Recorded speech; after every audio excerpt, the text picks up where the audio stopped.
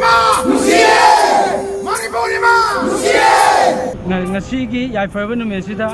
hujiki thoibe irangjiga mari leinana akoi angamba ridersingna khangokduna punjallaga chenjaba ride ni ai Biswarjit lamsangdagi ne lamsangdi stelin ai Lightojam Hector Bishnupurdagi kramam thainau ngaiko khnodagi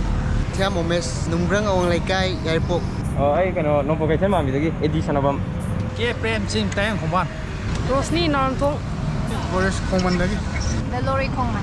Konsam na uripok dagi samaramdagi bipin ai section 6 suba nambol dagi ai mi Priyo Kumar takhel dagi Sam takhel dagi sagolon tiar kamera Ai ming Satyajit laifamna singjamai chingam kha. ai ming ahong sangwa jisiana dai famna sangai bro de ai ming David ai singjamai dagi ne ado mayam exploring Manipur yengbiriba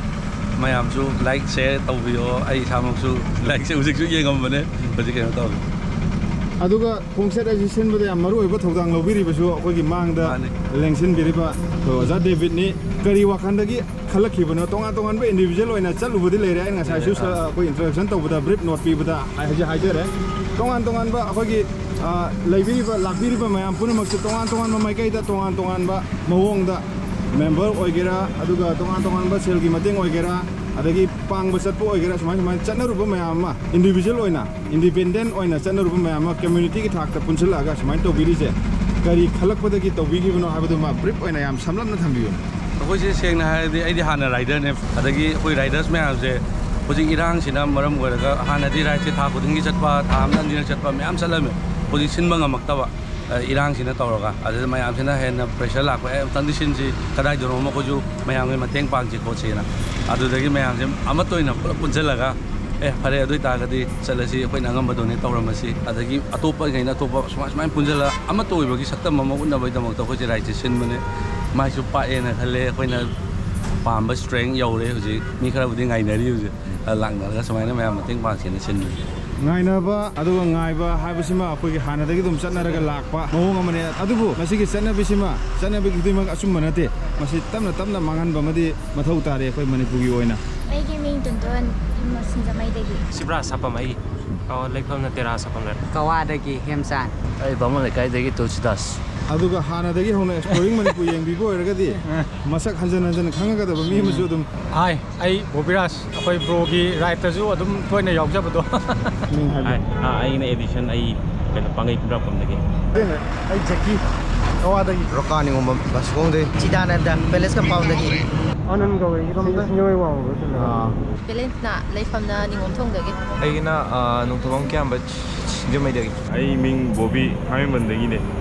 mi jaya mana somna kana jana gi biya ko asi tanaraga hangir ma yam purma tongan ba sinfamda lebiba tongan ba district singdagi laki ba sinau sing mayam man koi bu kadai de soigi kadagi kadai de ngam gi kadagi haina bikup na hum singna senabiriba ngakpiriba senbiriba hingka tumda nongsu nungsagi matam kaya ama khang nong chotpa marakta jagadaba machet tumgudaba machet kaya ama kaithokpiraga yamna wana khangbiriba akoi bu ngakpi senbiriba mayamda magi yumda leijaba arai ba puthonaraga chacha gaduriba mafam asida yausannabagidamata sem sajaba adumba mamini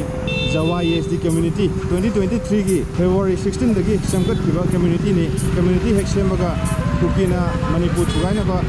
olakibadagi community sigi mapung paba function na chingba tawbangamna kaigiba mafang kaya amna maikai kaya amda sinthungna haidongna roga leiruba community du masidi amuk asana pulaga Manipur gi satam maset ama bo kaiba yaroi Manipur gi satam Manipur gi hana leiriba border maset ama bo hoba yaroi hana leiriba border asidagi maset ama bo phaktoga tongan ba karigumba amata semba yaroi haibagi lising makada yumda leijaba angamba khajik puthonaraga kusinnarugi thoram amagi damakta mamini uchariba sima